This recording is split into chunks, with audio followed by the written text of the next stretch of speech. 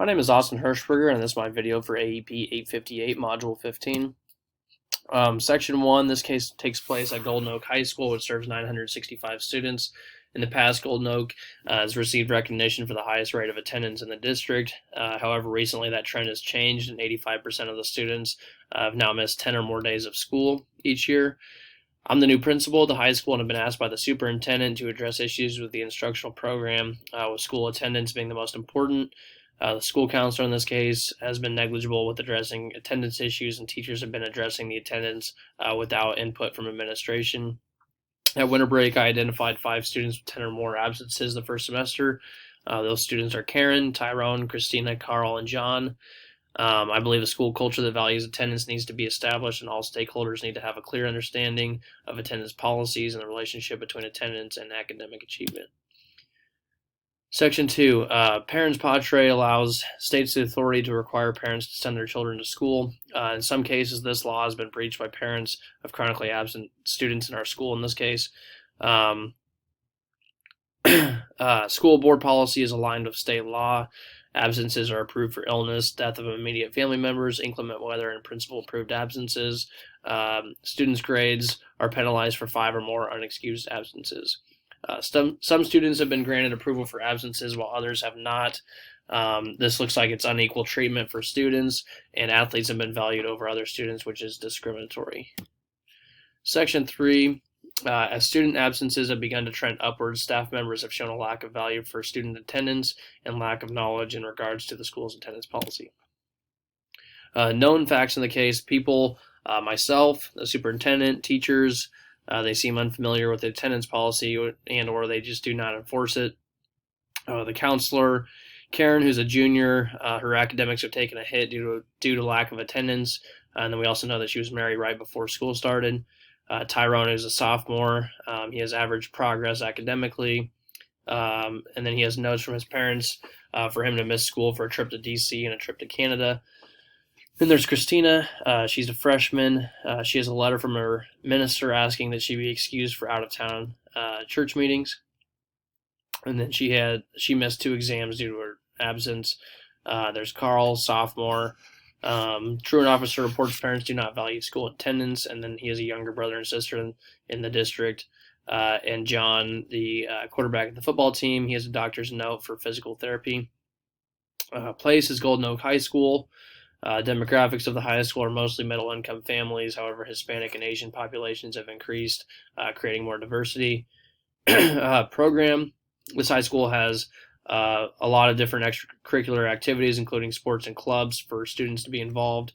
And then the attendance policy, as we mentioned before, only excuses for illness, death of family members, inclement weather, and valid reason approved by administration.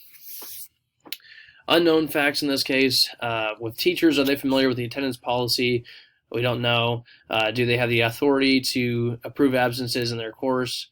And then they have inconsistent absence approvals. Karen, why is she missing school? It doesn't really tell us why, what her excuses were. Tyrone, what is he doing differently that other students who are chronically absent are not to maintain his academic standing? And then with Carl, what were his excuses for missing school? And what are his siblings' attendance like? And then with John, how much time has he missed total because of physical therapy and if he's taking rest days on Fridays? And then with the high school, what is the average number of days each of the 965 students have missed this semester? With this just being 5 out of 965, I think it'd be helpful to look into the rest of the students. When's the last time teachers were briefed on the attendance policy? Is it in their staff handbook? Are they even familiar with what the policy is? Has it been enforced in the past? And then with the extracurricular activities, besides John or any of the other chronically absent students involved in extracurricular activities, and the attendance policy, it states that students are allowed to miss 3 days for personal reasons. Are those 3 days consecutive or total for a semester? Section 5, this conflict is damaging to stakeholders in multiple ways. For the most part, academics for students with chronic absences have been negatively affected. Students have also been treated unfairly because of ignorance of teachers. I believe a solution to this issue would benefit All parties involved. An effective solution would advocate for academics as a school priority. It would display equitable treatment of students and communicate clear understanding of district policies for teachers and staff. Individuals with stake in the outcome are teachers, all students in the school, not just those who are chronically absent, and parents. To this point, not all stakeholders have been consulted. A clear-cut attendance policy needs to be reviewed and enforced as soon as possible with school personnel. A meeting needs to be held with each student that has 10 or more absences and their parents to ensure they understand the policy and are on the same page. The policy should be communicated with all students and parents in the school. One thing I need to learn more about is whether the attendance policy is clearly outlined in either the staff or student handbooks, and has it been communicated clearly in the past. Based on the information I have, I believe I have enough to implement a decision that will benefit all parties. Section 6, the options in this case. First option I have is to do nothing, allow students to continue to pile on absences. This is also the most liberal option that I see. This also means the attendance policy is not to be reviewed with staff or enforced to students. The most likely consequence is unequal treatment of students in regards to their absences, which is already what's been going on. The second option I had would be to count all absences as unexcused and deduct further points from each student's grade, regardless of the reasoning behind the absence. That would be really putting the hammer down on everybody. Excuse absences that have been approved by teachers, even though they should not have been, and enforce the administrative approval moving forward. Another option I have is to hold a faculty meeting during school improvement to review the absence policy and train staff on how to handle unexcused absences. Another option, student assembly to ensure all students are informed of the policy and are on the same page. I can send a mass communication via email and school newsletter to parents, make sure that they're all on board with what the policy is. And then the last option is positive reinforcement of high attendance for students. Evaluating the options. By counting all previous absences as unexcused, one pro of this is it enforces the school attendance policy and communicates the importance of school attendance. Cons of this outweigh the pros to me. Parents would be really angry. Students would be angry that they've been told that their absences would be excused when they're not. And then it will obviously worsen their academic standing. By excusing previously approved absences from the teachers and enforcing the policy moving forward, one pro of this, it keeps the trust between parents, students, and the school, because they've been told one thing. That should be withheld in my mind. One con of that, however, is it allows administrative control by teachers. Informative meetings for teachers, students, and parents. The obvious pro of this is it ensures understanding of policy for all stakeholders and school level governance of attendance. One con is that staff involvement in absences would be diminished. Positive reinforcement for high attendance of students. By giving that incentive, this communicates attendance as a school priority, and I don't really foresee a whole lot of cons with having a positive reinforcement system for that. Choosing the best option. Based on the options I've identified, I think the best solution to this problem is to excuse absences that were signed off as approved by teachers in the past. From there, I'll meet with each student and their parents to ensure the attendance policy is understood.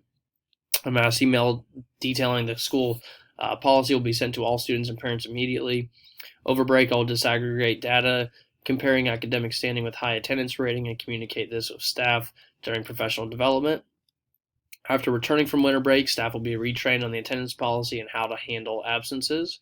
A school assembly will be held when students return to communicate the policy, and a reward system for high attendance will be put in place. Implementing the decision, the first thing I need to do is request a meeting with each student from the case along with their parents. During these meetings, if teachers have wrongfully excused absences in the past, I'll inform the students and the parents that I'm going to let those slide, but the teachers will not have the authority to excuse absences moving forward. The ultimate goal of these meetings is to promote the importance of attendance in regards to academics, and these meetings will provide clarification of the attendance policy. Second thing I need to do is handle each case equitably with Karen. I would ask the counselor to schedule a meeting with her in regards to her marriage, and then look into the reasoning behind absences and count them according to the excuse, since we don't know what her excuses were.